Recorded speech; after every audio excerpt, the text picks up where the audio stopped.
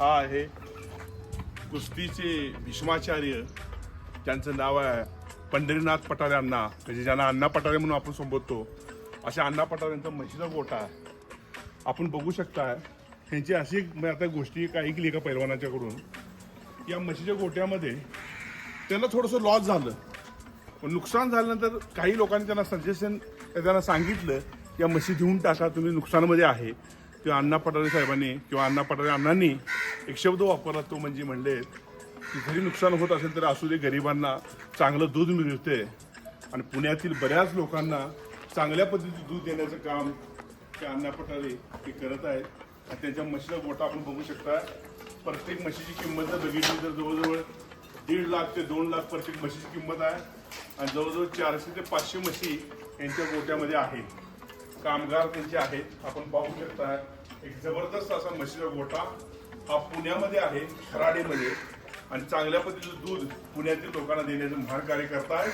आणि कुस्तीला जोपासण्याचं महान कार्य अण्णा पठारे अण्णा करत आहेत. आपण पाहू शकता एक जबरदस्त असं व्यक्तिमत्व आपल्या समोर आहे. आता एका म्हशीनं छोटासा बछडा दिलेला आहे, ते आपल्या समोर बछडा आहे, बघू शकता. तर आज कुस्तीचे भीष्माचार्य अण्णा पठारे यांच्या म्हशीच्या गोठ्यामध्ये आलो, त्यांची भेट झाली. साक्षात पंढरीनाथ म्हणून त्यांचं नाव आहे. पंढरीची भेट झाल्याचा मला आनंद आहे.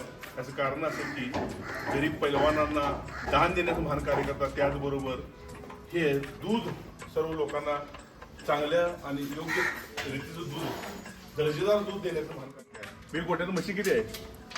400 म्हशी. 400 म्हशी आहे. मग अण्णांचं किती वर्ष अण्णांच्या बरोबर आहे तुम्ही? मी आता 3 वर्ष झाले. 3 वर्षांना अण्णांच्या बरोबर आहे. मग अण्णांच्या बरोबर तुम्ही काम करत असताना तुम्हाला काय ऊर्जा मिळते? अण्णाबरोबर काम करताना म्हणजे एकदम असं भारी वाटतं, अजिबात कसलं बोर होत मग चिडत नाही का कधी? अण्णा शिव्या वगैरे देतात का तुम्हाला? नाही. नाही शिवाय वगैरे नाही. कधी देत नाही. नाही? म्हणजे त्यांना कधी श्रीमंत गर्व नाही? नाही, कधीच नाही. कधीच नाही. नाही, अण्णासारखं व्यक्तिमत्व कुठं म्हणजे नाहीच आतापर्यंत असं. म्हणजे तुम्हाला असं वाटतं का मी त्यांची सेवा जी करतोय की माझी पुण्य आहे असं वाटतं का? हो, पुणे. खरंच हो.